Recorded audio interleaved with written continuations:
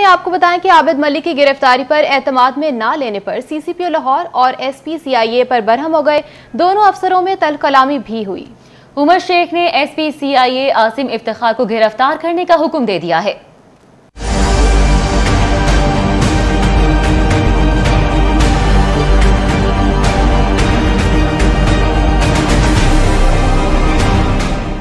Motor وے زیادتی case کے مرکزی ملزم عابد ملک کی گرفتاری پر لا علم کیوں رکھا؟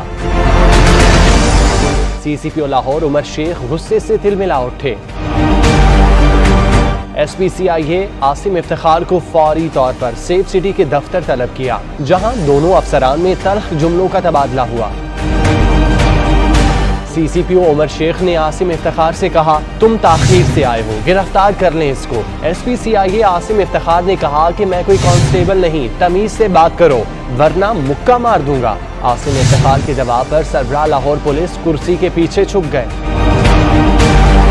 تلخ کلامی بڑھتے بڑھتے اس نہج پر پہنچ گئی کہ سی سی پی او نے ایس پی سی آئی اے عاصم افتخار کو عہدے سے ہٹانے کا فیصلہ کر لیا. آئی جی پنجاب کو مراسلہ بھی لکھ دیا کہ ایس پی اے وی ایل ایس اعجاز رشید کو ایس پی سی آئی اے لگایا جائے.